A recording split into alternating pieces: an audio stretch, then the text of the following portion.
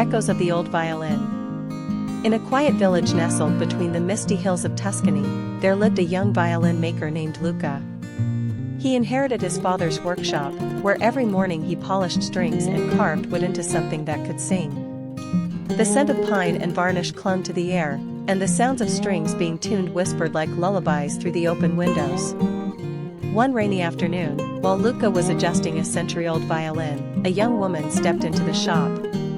She was soaked, her coat dripping, but her eyes were warm and curious. "I'm sorry," she said. "I didn't mean to interrupt.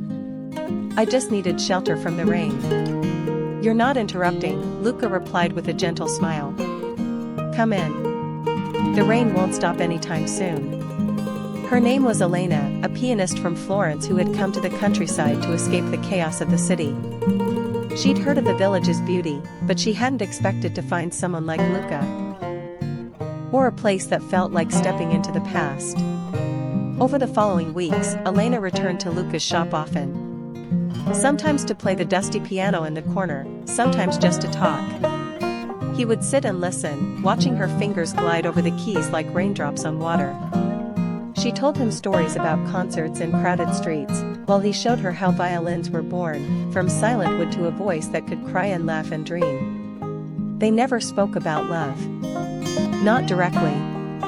But it bloomed quietly, like a rose in winter, slow, surprising, and beautiful. One evening, Luca took out an unfinished violin. "This one's different," he said.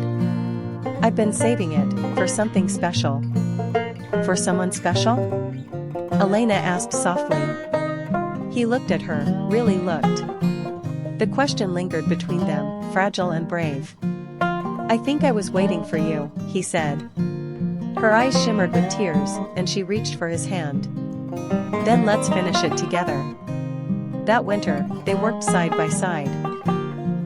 Her fingers learning his craft, his hands remembering her music. The violin took shape slowly, and with it, so did their life together.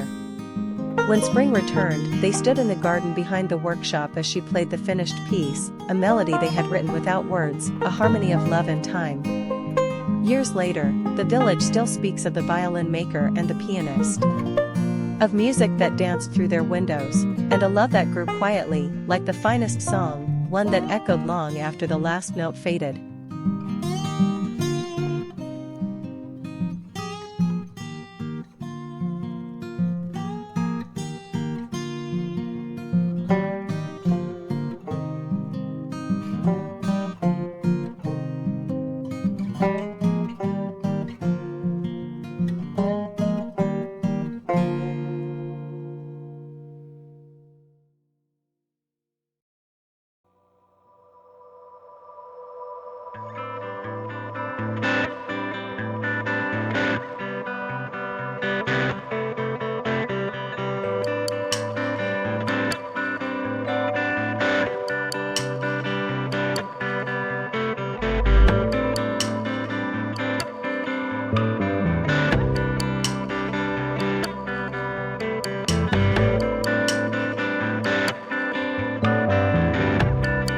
Beneath the sakura tree.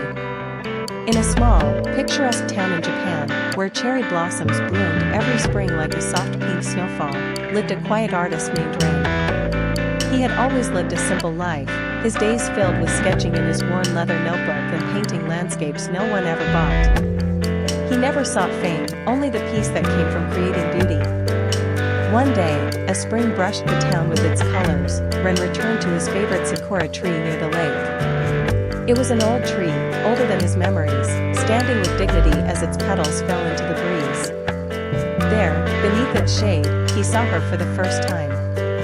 She was sitting on the grass, reading a book, a gentle wind playing with her hair. Her name was Aiko. A literature student from Tokyo, she had come to the countryside to escape the pressure of the city.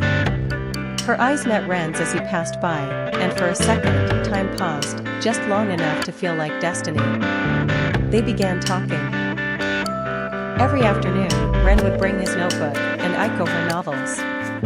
They spoke of poetry, of art, of dreams left half-chased. She laughed at his quiet humor, and he found himself painting not the lake, not the sakura, but her smile. Spring faded into summer, and their bond deepened. But the end of August brought sadness. Aiko's studies called her back to Tokyo. They stood beneath the tree that had become their sanctuary, and she said, maybe this was just a beautiful chapter, not the whole book. Ren looked at her, pain in his chest. Then I will write the rest of it. She smiled, kissed him softly, and left. Days turned into weeks, weeks into years. They kept in touch, letters at first, then emails. But as life often does, the silence slowly crept in. Aiko became a successful editor, and Ren, though still painting, found his muse had vanished. The sakura tree waited each spring, but she never came. 10 years passed. Ren had an exhibition in Tokyo, his first and only. He stood in a gallery filled with strangers, all admiring his works, landscapes of the lake, the tree, and always a girl with wind-blown hair and unread books. He smiled politely, but his heart wasn't in it. Until he turned and saw her. Aiko stood there, older but still radiant, holding a copy of his exhibition booklet. Her voice trembled. You remembered me in every painting. Ren nodded, unable to speak. I waited, she whispered. I always hoped you'd come back.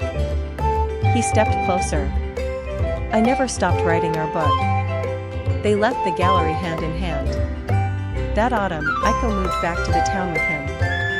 And each spring, they sat beneath the sakura tree, not as strangers, not as a memory, but as a love that bloomed again and again, like the cherry blossoms in the wind.